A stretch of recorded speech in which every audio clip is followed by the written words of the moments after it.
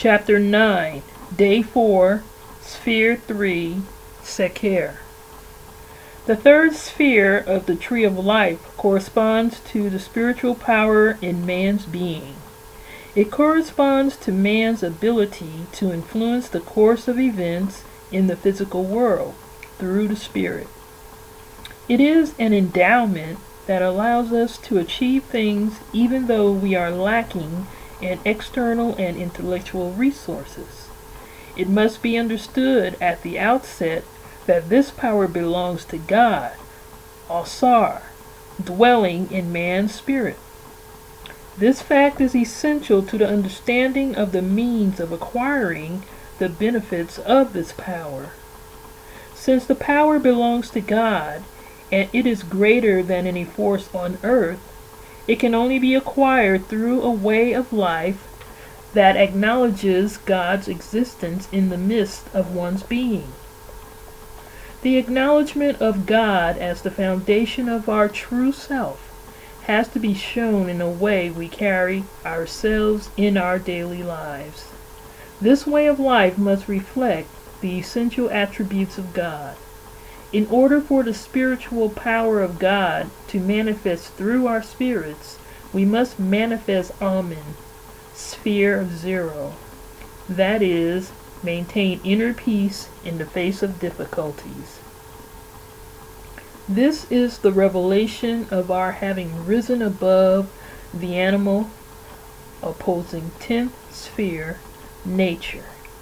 We must manifest Asar, sphere 1. That is, substitute the domination of our separative egotism with the unifying force of God as the foundation of our true self. Tehuti, the ability to resolve all conflicts, must rule our mind over our conflict-making intellect, and our love for manifesting the attributes of God, SEKER, the third sphere, must transcend our love for the things of the world, Het Heru, sphere 7. If we did not possess these qualities, the possession of a spiritual power would be tantamount to placing a bomb 1,000,000 times more powerful than the hydrogen bomb in the hands of Western man, who would ultimately use it because of her passions. Sphere 10, egotism, sphere 9, opinions, sphere 8, and greed, sphere 7. That is why all the pundits who aspire to achieve it through yogic technology, mantras and pranayamas, magical grimoires and spells, and so on, will sooner chant down the moon than acquire 1 iota of spiritual power. The reason for this confusion comes from the fact that there are 2 types of metaphysical power residing in man's spirit. The higher one, which belongs to sphere 3 and truly deserves the label spiritual power.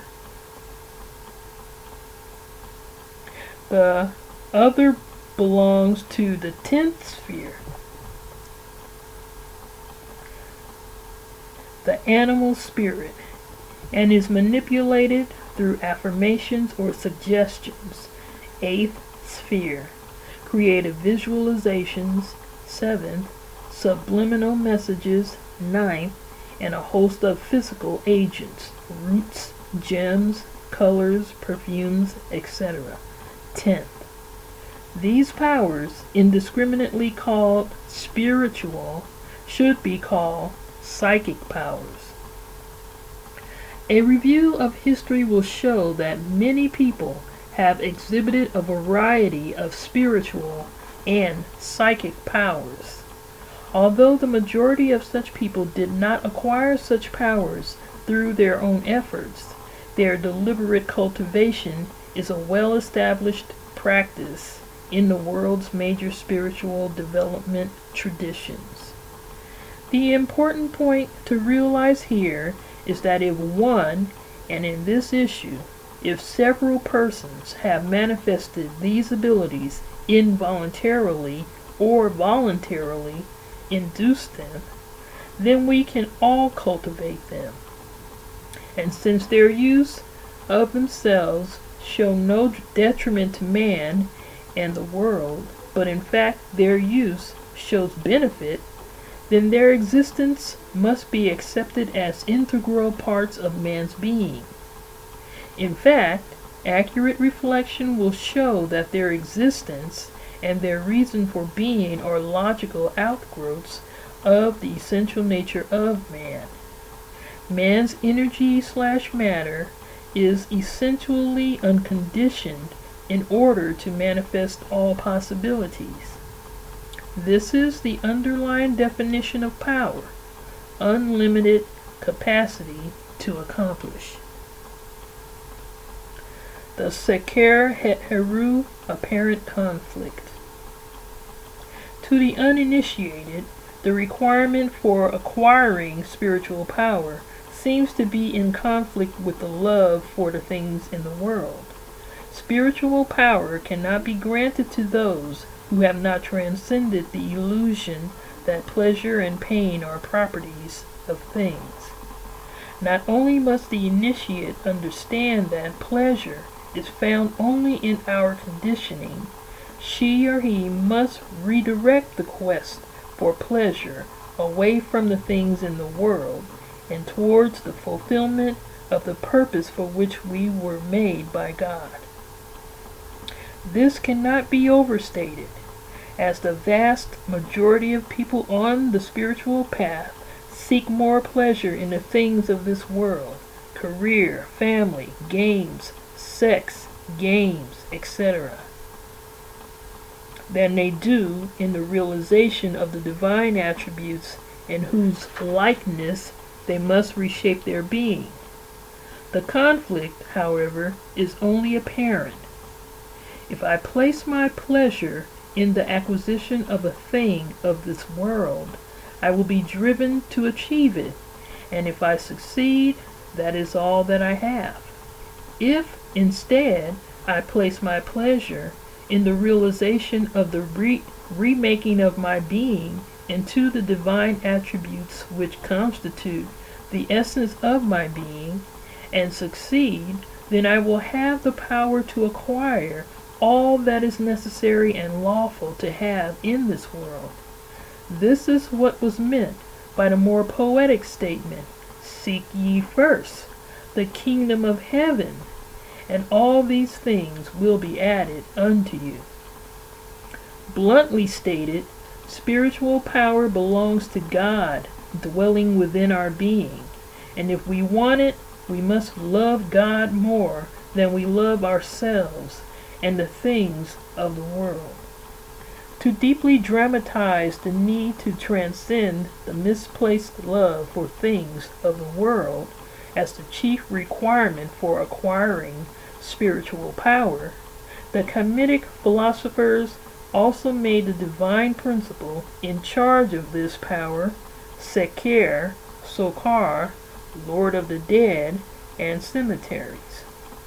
To show that pleasure is not lost as a result of physically dying or spiritually dying to the illusion that earthly things possess the property of joy, that there are joyful things, Het-Heru, the goddess of beauty, joy, art, etc., was also given a major role in the funerary ceremonies.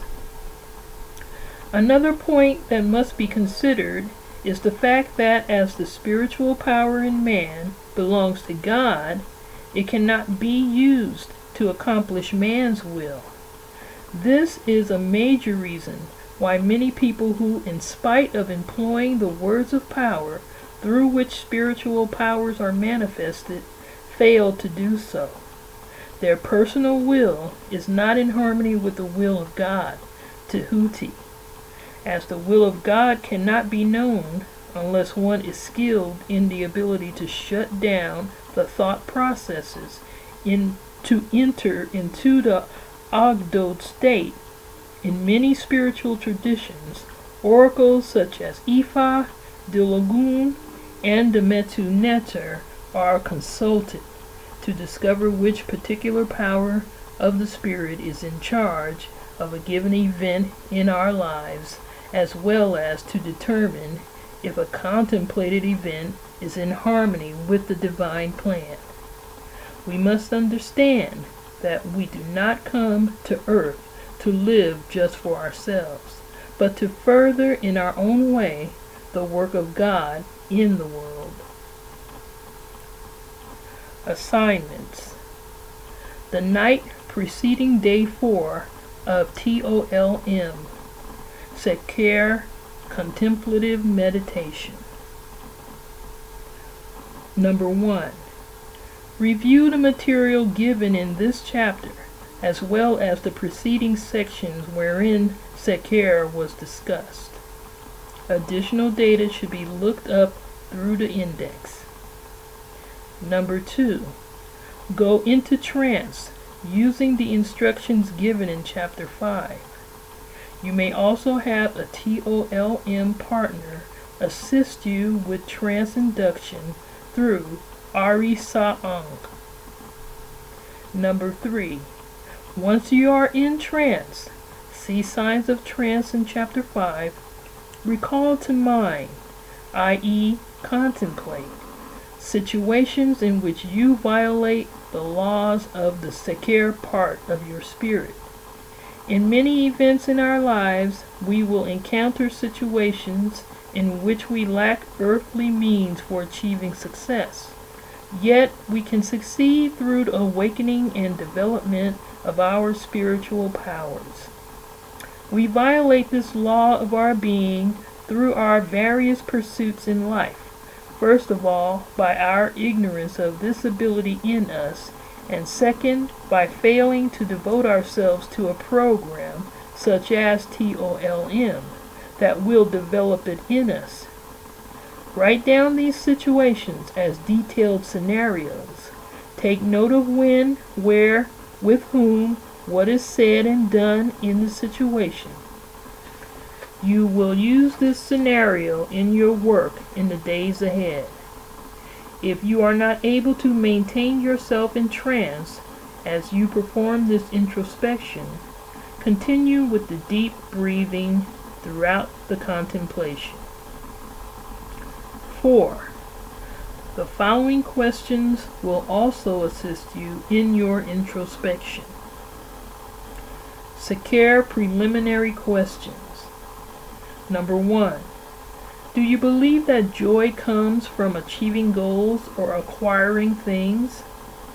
And the opposite, that pain comes from failure and losing things?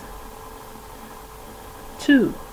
Do you spend more time acquiring the material skills and means of achieving your goals than you spend on your spiritual development?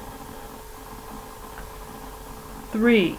Do you believe that worldly skills will give you more security and the power to achieve in the world than spiritual abilities and development?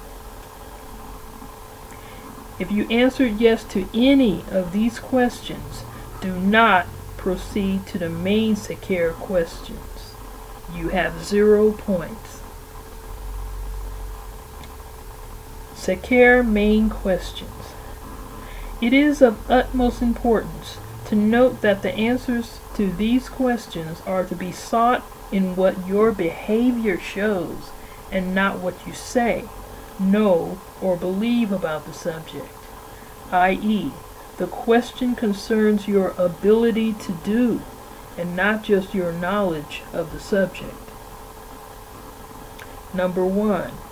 Are you able to achieve your goals by relying more so on spiritual power than on your intellect, imagination, and material means, money, friends, etc.? Number 2. Are you able to generate your joy solely from willing it? 3. Are you able to place yourself beyond suffering all forms of emotional pain? 4. Are you able to peacefully and joyfully accept all difficulties in life as divine contrivances to call out your spiritual power? If you answered yes, i.e., you can do these things, to all 4 questions, you have 127 points. If no, you have 0 points. Day 4 of TOLM, SEKER assignment. From this day on, you must make the effort to observe the laws of SEKER in regards to the area of life you are now seeking to rectify, and to whatever area the insight spills over. As this is the very beginning of the process, and there are many other sets of violations, 9 more to be exact, do not be concerned over the fact that you may not be succeeding in your efforts. Of chief importance is giving respect to the presence of God in your spirit by resisting acting from emotional and sensual influences. Review your Amen, Asar, and Tehuti scenarios and make the effort to continue observing them.